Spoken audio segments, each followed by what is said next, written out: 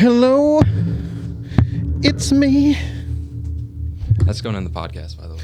I was wondering if after all these years you'd like to meet. Oh, that sounds beautiful through here.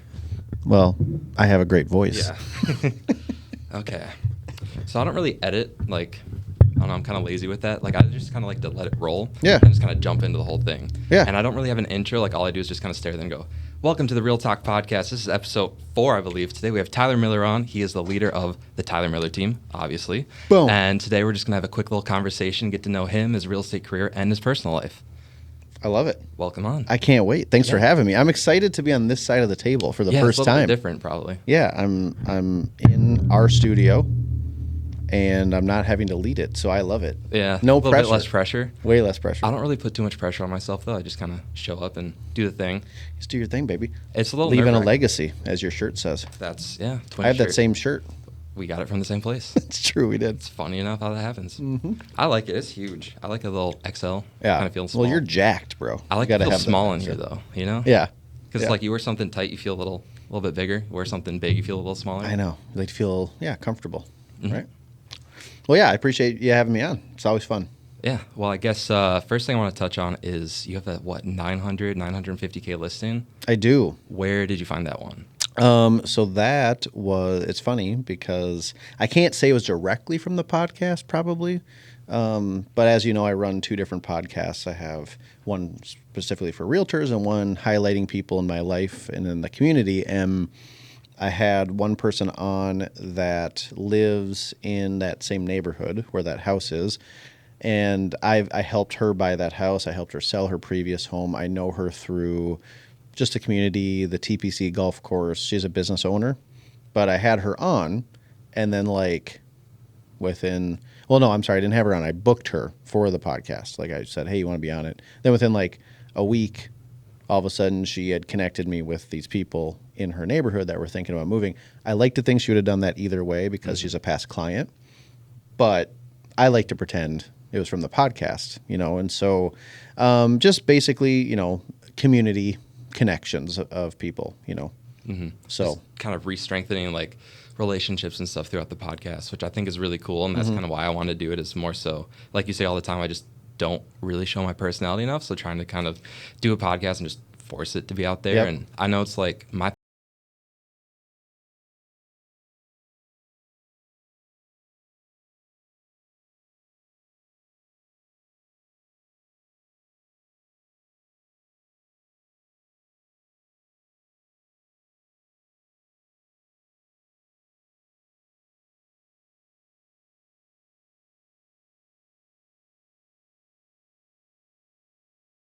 and those are the reasons that people will eventually want to work with you is, well, he seems like a cool guy.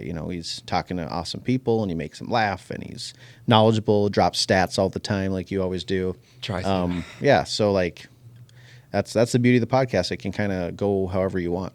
Mm-hmm. So how long have you been doing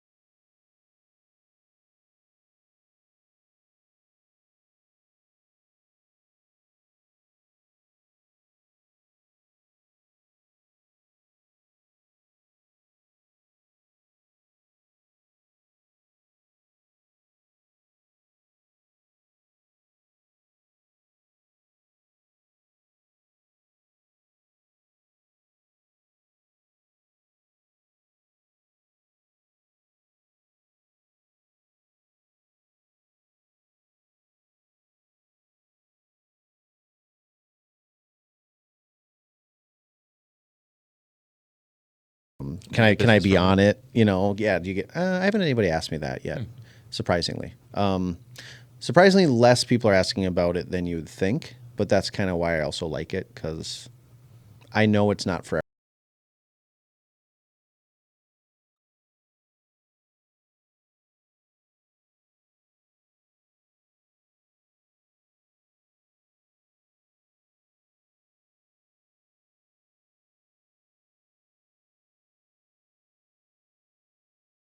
Think that I'm not going to record a coffee meeting, Yeah. right? But I can record this and then can spotlight their business.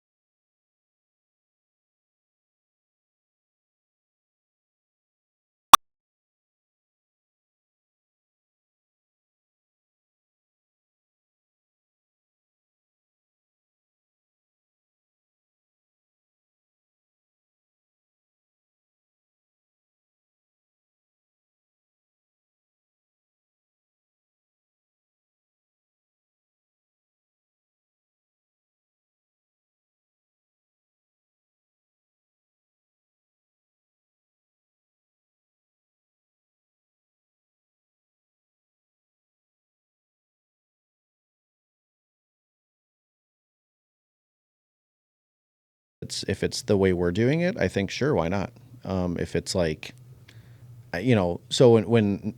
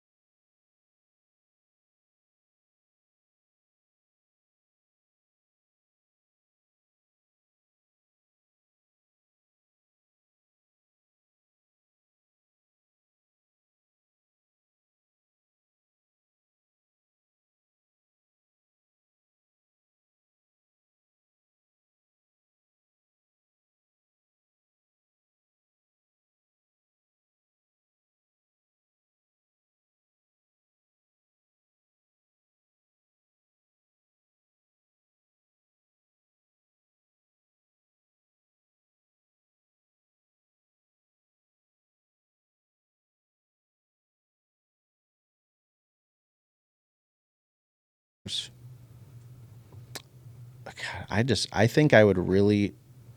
That's a hard question because there's time.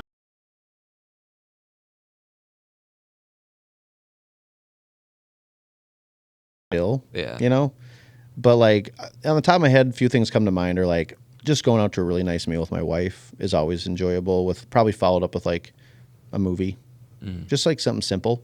Um, we like to play card games, board games, video games, whatever.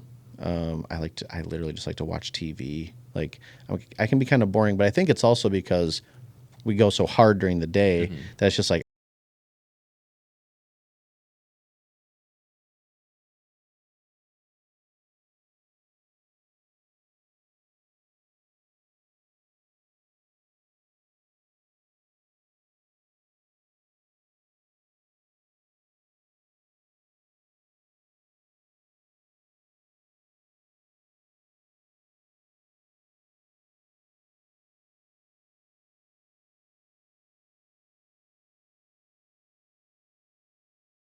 Actually, yeah, I don't really know what Tyler Time's like because I've been with her since I was 15.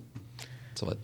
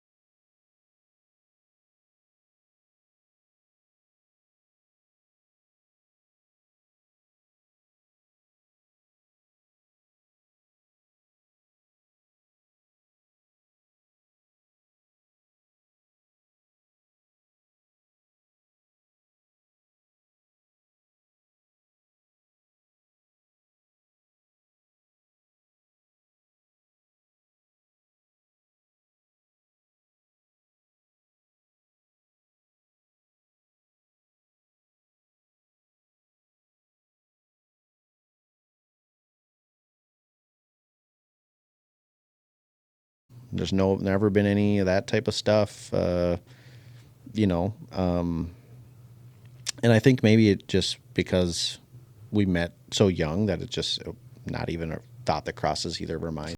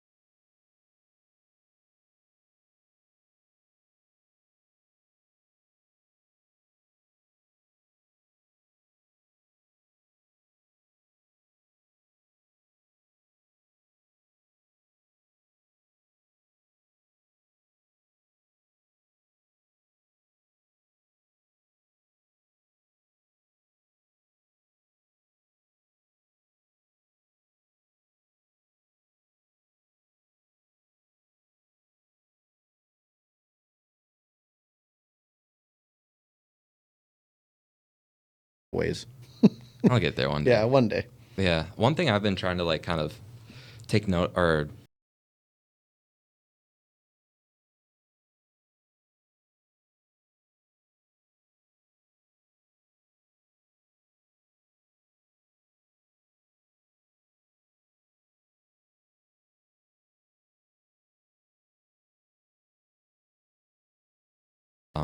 and I want to get a tattoo that somewhat symbolizes that. Actually, a thigh tat. I want to get two. Shout out to Max Many and his thigh tat. I just sit quietly about it because you guys all roast him for it, and I've been planning to get two for like the last couple. I roast him because I'm jealous that I'm not cool enough to get a thigh tat. You should. I can't do it. I can't get a thigh tat. Why? No one will see it. If you get it high enough. My wife would see it and she'd be like, her. "What are you doing?" Get a picture of her. I should. Just a picture of her in her string bikini. And the slip and slide. And the slip and slide. Yeah, You all can the have way it be a down my full leg. body, yeah. Ashley, I'm coming home with an idea. Yeah, like change is definitely inevitable. And I think it's just finding the people that want to change with you. In my business, it's been Kayla, right? There's been some people in my business that didn't want to change with me, and they're no longer with us. They're alive. They're just dead to me in business. And that's fine. Like, whatever, people got to do their own thing, but I'm not, and you shouldn't. No one should be not evolving and progressing forward because the people around you are holding you back. And I think that's why a lot of marriages end. That's why a lot of relationships end, is like they're just not on board with whatever the fuck your crazy idea is next because they are scared. They don't think it's going to work, like whatever, And you just got to find the people that are like, "Hey man, I got you. Like, let's do it. What's the worst that could happen? If it sucks, it sucks. We'll just pivot, And that's probably been huge for you and Ashley because you've probably had 4, 5, 6 times where it's like, oh wow, I could like run out of money in a month, or like if the team's losing $40K a month or whatever. Oh shit, man. Yeah, this last winter. Yeah, can't be. I mean, it's gotta be super stressful. Very stressful. But like we help each other out. I mean, we definitely have our flaws. We have our fights. We were just in a fight for like a week last week about the dumbest stuff. No marriage is perfect. No relationship is perfect. But I know to the core of me that, and she knows too, like we are going to support each other. Like, and we can accomplish all things through ourselves, through our faith, like through like being together is more powerful than if we're by ourselves. I firmly believe that. So it's like, as much as it sucks right now, it'd be worse if I didn't have you, and that's just, I think you just got to find that right person that feels the same way. And trust me, there's many times that you want to kill each other. Like, and rightfully so. There's times where I do stuff. It comes with love, I think. It's like the It more does. you care about someone, the more that you could get hurt by that person. It does. But like, dude, again, there's a reason why a lot of people get divorced. There's a lot of people, it's hard. Like, you have this idea of how it's supposed to go, and then the other person has their idea of how it's supposed to go, and it gets pushed and blended together. And like, if you don't know how to compromise, if you don't know where to take a stand sometimes, and call people out on their shit sometimes, like you're gonna get sick of that person, So it's hard, dude. It's really hard. Marriage is not for the faint of heart, but it can be a very beautiful thing if you find the right person. And I like to think I'd be successful no matter what, but I know I probably wouldn't work as hard. I wouldn't be the person I am connected to the community the way I am if I didn't have her, because she makes it easier. People always like her. They sometimes like me, but it's easy to have her and just be like, oh yeah, I'm Ashley's husband. Hi. So that also helps. It's a little life hack when it comes to networking. If you have a good, marry somebody that like is on the same page with you about that type of stuff, wants to be involved in the community, wants to help your business grow, wants to talk about some amazing things you guys are doing together. It's a lot easier. That's for damn sure. If I had somebody that like wasn't involved in my business and they just like I don't like real estate. I just, you do whatever you want to do with it. And then like, we're just gonna go on vacation. I don't want to talk about it. It just won't work.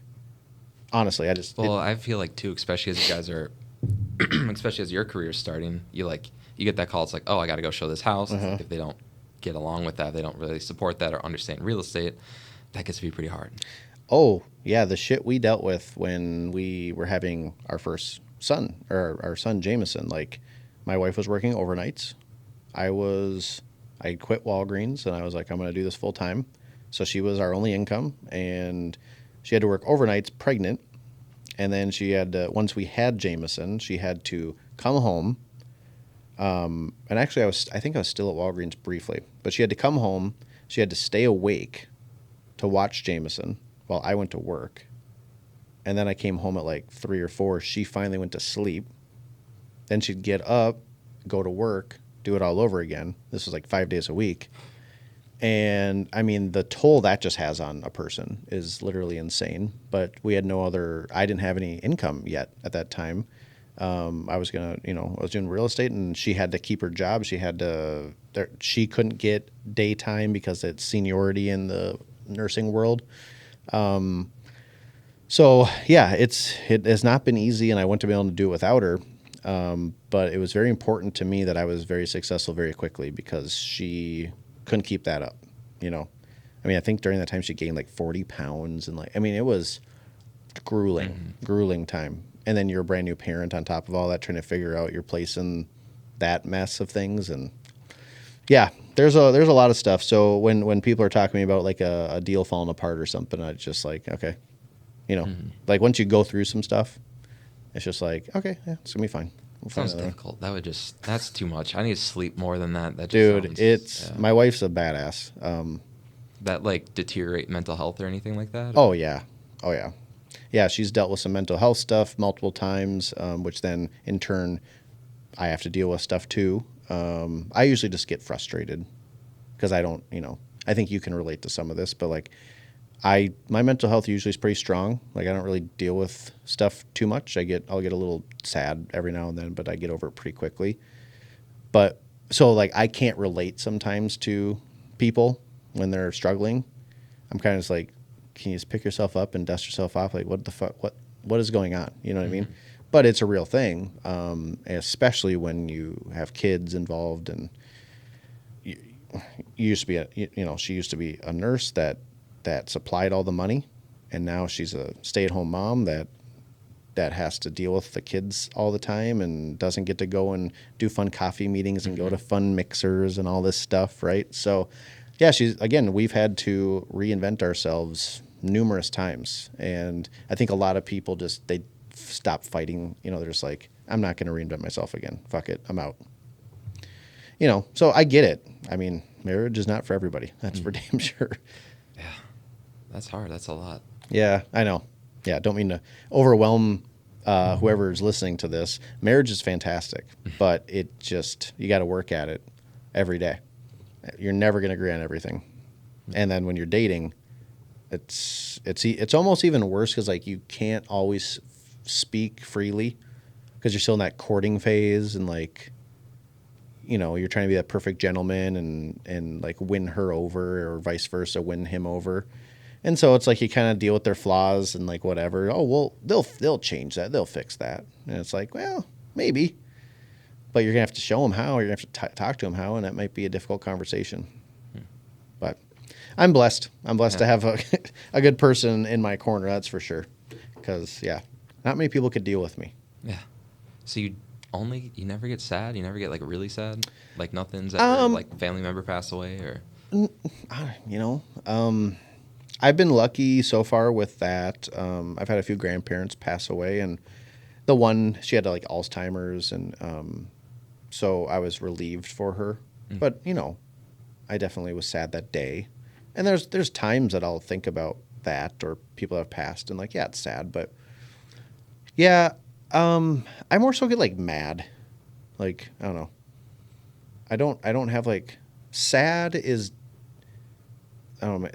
not necessarily how I feel sometimes. I'm more so, I'm like, just like annoyed or upset, and that's my flaw. I think it'd be good to be more like sad or in touch with that side at times. But for me, it's always like, lion mode, that type of stuff. When it comes to business, it's sometimes hard to all of a sudden like switch to a more human brain when you're not in real estate. So, because in our world, you got to have thick skin, and you just have to kind of be like, okay, well, that sucks, on to the next, right? And that's kind of me. in my personal life too. Where like, I mean, I'll be the guy that'll be watching a movie and I'll definitely cry. I was watching Titanic the other day, start crying. I'm in touch with my emotions, but I feel so strongly about mindset. Like, I know how strong of a muscle the mind is. And we as human beings, I firmly believe, have no idea how to even use it correctly right now. Like, we're these just morons right now. Like, I think in like 1,000 years, they're going to laugh at like the dumb shit. Like, we're just idiots. You know what I mean? But in today's standards, like, I think I do okay with mindset. And I just don't have time to get down. You know what I mean? Like, trust me, there's things that bother me. Lots of things that bother me. But I have too many people counting on me. I have too many good things going in my life, too, that I get over it. Trust me, it drives my wife crazy. She's always like, why can't you just, like, with stuff with like that maybe she's dealing with or something. And I'm just like, okay, like, you've had a cough for 2 days. Can we get over the cough now? You know, like, that's my mentality. And it's so annoying because she can't control that she has a cough. But like me, I'm like, but if you try hard enough, you could cough less. Because I know you can. Like, technically, I know you can because I do it. But then she'll like cough and I'm like, you're not like trying hard enough. You're not like, you're feeling sad for yourself that you have a cold. And so anyways, that's me. That's my problem is I have this like overcoming mindset all the time, which I think has treated me very well in business. But there's times in my personal life where I think it'd be better to have more of a understanding mindset at times, you know, and or just like being okay with not achieving maximum whatever that day. You know what I mean? Because like I'll, you know, try to relax on the couch, for example, but it's tough to relax when you got a billion things you want to do. And so it's a blessing and a curse of that. And I used to talk about this with my previous team member, Alex Murray, all the time. It's kind of like the winner. I say winners win. And I always told her, I'm like, you know, you're a winner if when you accomplish something, you're like pumped. And then like a little bit later in the day, you're like, oh, I could have done that better. Or like, that's like that little voice in the back of your mind that's like, you could work harder. Do you know who Alex Hormozy is? I don't. I feel like I've heard that name. Huge dude that like big old arms. He wears like the breathe strips on his nose and stuff. He's like taken over TikTok and stuff in the last year. And he says like successful people, it's like 3 common traits. It's you think you can do anything. You feel a sense of, you feel like the world's on your shoulders. You feel like you can do everything and everything's your fault. So like if you like don't sell 3 houses this week, it's your fault. It's not the market. It's nothing else. It's your fault. You suck. Work harder. Yep. I totally feel that way. Because okay. And that I think it's true because somebody else sold fucking 3 houses that week, right? There was, you know, 1,000+ transactions per week or whatever it is. I didn't get any of those. So it's like, yeah, I feel like I could have done better. And that's the beauty with sales in general is that you always can do better. But it's also maddening because you're like never satisfied, you know? So that's why I think it's important that we take time to celebrate things like we try to do on our team. And, you know, we try to have those team meetings, just recognize people because winners don't usually take time to like feel good about what they've accomplished. Because it's like, yeah, it's just a stepping stone to the next thing. Because I'm definitely not going to be okay with selling 32 houses this year. That's a stepping stone. But it's like, you sold 32 houses. You should be pumped. You know what I mean? And I am. But that's the whole complexity of a driven winning mindset, which that's just the way I call it. I think my wife would sometimes call it a frustrating mindset. Yeah. Well, it's kind of hard because like in your personal life and then in your business life, you generally need 2 kind of different personalities. And it's hard to like be living in this world and then have it be like 80% business and then try to turn it off for the other 20%. If we could punch out at 5, that'd be one thing. But I can start to get in touch with that other mindset.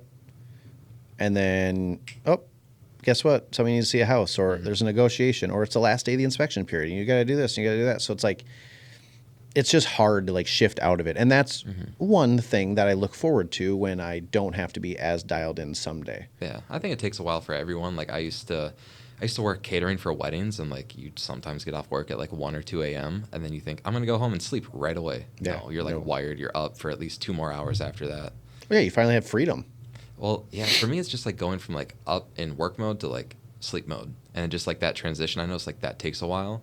Like for me is like I can get off at 9, and then it's still gonna be 2 hours before I go to bed. I can get off at 2. It's still 2 hours before I go to bed. That's me every time, for sure. And for me, I always say it's like a zest for life, because like, okay, I finally get to do something I want to do. I'm not going to go to sleep. I'm not going to waste this moment. I finally get to like, and maybe it's just, again, watching TV, or I'm going to have that bowl of popcorn I've been wanting all day. Like, but yeah, it's like 2 hours. It's not going to be like 10 minutes. But my wife is the complete opposite. She can get done with something and just like go home and pass out. Mm-hmm. And that's great for her, but it just won't ever work for me. There's many nights she'll go to sleep. I'd probably say 80% of the time she goes to sleep before me, you know? Like a dopamine-seeking brain. I do. We rarely go to sleep together at the same time. And that's okay. For us, it works. There's some nights where I go up there and she's like, oh my God, yes, finally you're in bed at the same time with me. I'm like, okay, what are we going to do? Like, we're just going to watch TV. We could have watched TV down on the couch. And then you're going to sit on your phone and do emails. Right. And so I'm just like, I'd rather just be downstairs chilling in my chill station versus in bed. I don't know. Do you feel this way, that I don't like to eat in bed? I go back and forth. Do you? Okay. In high school, I used to eat in bed all the time. And I'm like, that's gross. I get crumbs everywhere. It's right? disgusting. I feel like a piece of shit if I eat in bed. I just feel like that's what like a lazy person would do. It depends on what you're eating. If I'm sick, I'm eating saltine crackers. That's the only time it's okay. Just saltines? Yeah, dude. Saltines slap hard. They're Can't fire. relate. You never had a saltine? Well, I haven't eaten them in like 7 years. Oh, I'll crush a whole sleeve when I'm not feeling good. Really? Oh, yeah. It's so dry. I know, it's so good, though. You don't like... No. No, I mean, I'm drinking water with it, too, but you should do that face again, but look in that camera. I don't know, like, but that's my thing, because I always want to like have like a little snack. And she's like, "Well, come to bed." I'm like, I'm not going to eat in bed. It's just weird. I don't know, and I don't know where I got that from. Because I'll have breakfast in bed, like for my birthday. Sure. But that's different. That's like once in a while. Right. Like, would you do that on a daily? No, that's weird, isn't it? What if someone brought it to you? Because like if you get out of bed to make breakfast and then go back in bed, that's different. That's right. weird. Right. But if you just wake up and it's there, it's like, might as well. Honestly, I would just feel bad for whoever had to make me breakfast, and I didn't get out of bed to like join them. What if it's just like toast and fruit? I don't know. It won't ever happen, because I'm like, I don't let it happen. I'm like, no, I'll come downstairs. But yeah, I don't know. So that's, I don't remember why we started talking about that, but anyways. That's the beauty of the podcast. You just kind of keep keep rambling. Have a rabbit hole. Yeah. But yeah, what else you got? I could come up with so much. 53 minutes. Oh, wow. Got plenty of time to go off of. What have I always wanted to know? I'll just start business-wise, because I had something off the top of my head. Like, yeah. I was going to ask you after the podcast. But so for part of my business plan, I'm going into like conversations and stuff like that. And part of me is like, I want to have X amount of conversations, and I want to have all these additional conversations. But now I'm like, how do I track that necessarily? Like, I'm talking to expireds. Those are conversations. I'm doing open houses. Those are conversations. But then everything after that, like if I meet a business partner or go on a podcast and say, hey, who like would want to do this afterwards? They connect me with someone. Is that a conversation? Or like if I talk to that person once and I meet with them next week, is that 2 conversations or 1? Yeah, so I asked Kyle Whistle recently. For those who don't know Kyle Whistle, he is, I'd say top 5 influencers in the country for real estate in our industry, as far as what, realtors will look up to him. He does a really good job. He sells lots of houses, runs a great team in San Diego. I asked him, I said, hey, I'm doing my business planning. What are you seeing right now? Because I was trying to figure out our conversion ratio. Like I was going over with you guys. Like, what are you seeing now for conversion? Just from conversation to appointment, because the national average says 2 out of every 100, basically. I was like, I feel like we're better than that. So what are you guys seeing? And he's like, to be honest, we don't track those anymore. I was like, oh, why? He's like, because no agent ever tracks them correctly, and it's impossible to actually have people do it like consistently. They might do it for a little bit, and then they just stop because it's mind numbing, you know. So here's my perspective. I have never once in my life tracked conversations. I've never once in my life said I'm going to have 10 conversations today and then did it ever. But it's that mentality thing. It's the blessing and the curse. It's the I know if I fucked off that day or not. I know if did I do anything to move the needle in my business today? If I didn't, then I better work my ass off later, or tomorrow I better have a full office day where I am, all right, now this is the day I know I got to send CMAs, or I got to, whatever. I got to figure out a way to talk to some people, because I can't just sit idly by and post on social media and then go home, you know? So to answer your question, I think any person to a certain extent that you talk to is a conversation, but you got to be cognizant of, are you making new connections or not? And we broke that down, right, in the planning. Like, you're supposed to have, I think it was 5, where our goals are like 5 new conversations. That's kind of the industry standard. That's what you hear a lot of people say, talk to 5 new people every day. If you do that, you're going to fall into some business. You know what I mean? And again, I feel like a podcast is a great way to accomplish that. Maybe not 5 new per day, but my point is that it could get you in front of 5 different people. Maybe you're messaging about setting up a different podcast, or I don't know. It just opens up other doors where now you're not approaching people as a realtor. You're approaching them as like a connector, It's like the old adage, and we actually used to do this, where it's much easier to ask for a referral for you if I was asking, and much easier for you to ask for a referral for me versus you going to your client and saying, hey, do you know anybody looking to buy or sell? I'd love for you to send me a referral. It's way easier for me to go to your client and be like, hey, Nathan did an amazing job. Do you have anybody that is looking to buy or sell? Because Nathan is really depending on your referrals. Like, it's way easier to ask as a non-realtor for a referral. And so I feel like that's what a podcast can kind of do.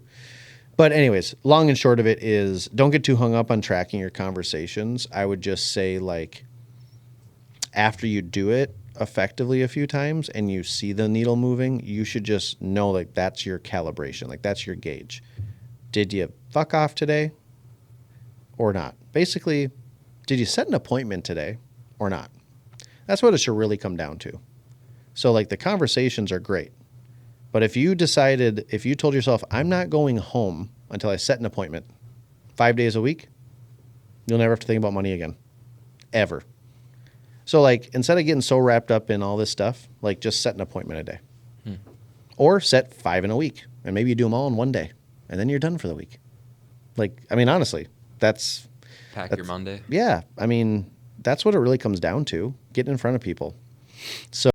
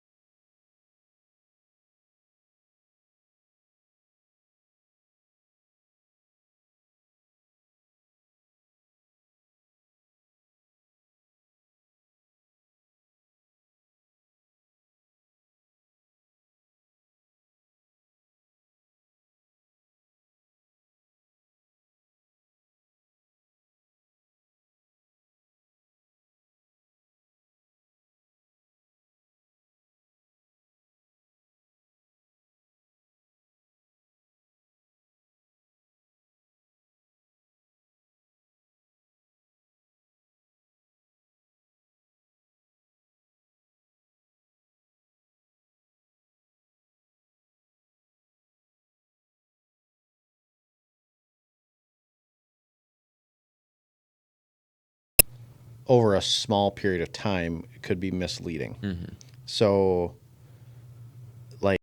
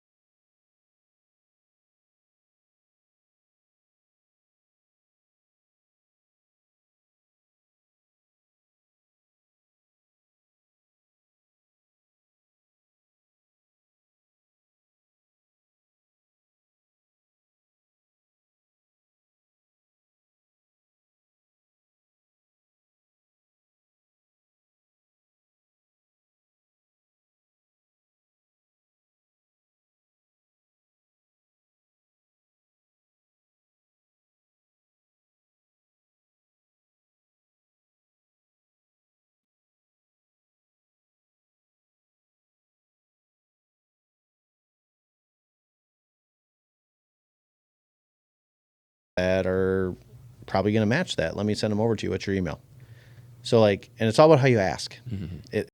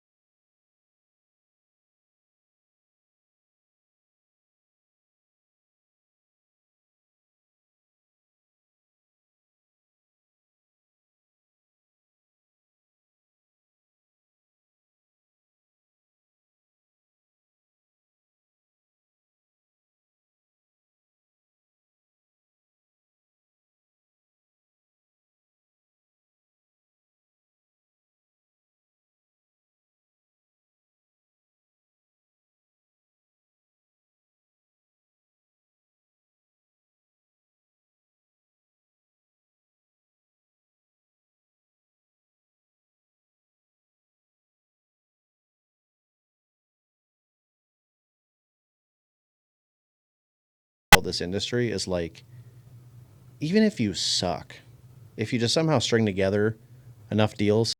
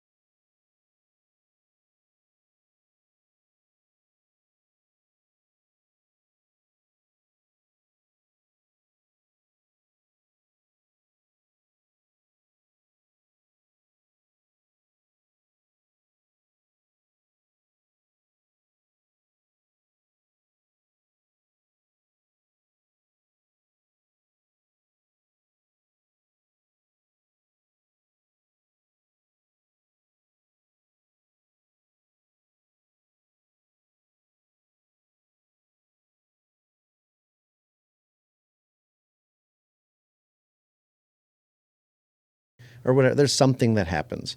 You can only handle so much business. And so like real estate's fantastic.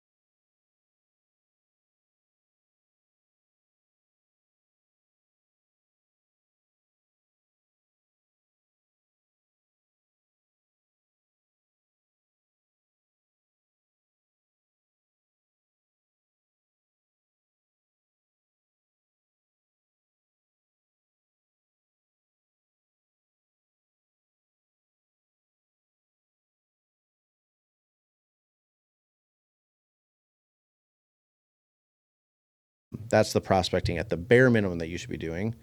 And then, yeah, it's like try to have some experiences with these clients of yours. Like I think that's great. When you're out on showings with them and stuff, say you'll buy them lunch. Like just because maybe they're not going to buy something right this second, but they probably know somebody else that's looking or thinking about it. And it's like, I've been thinking about doing like a monthly lunch or like bi-weekly lunch or something on social. Just trying to think like, what of that do I post, or just like, hey, going out to lunch with like this person, like pick someone from, like let people kind of reach out or like make it a game or something, and then just anyone on social can reach out, and then just kind of go to lunch with that person.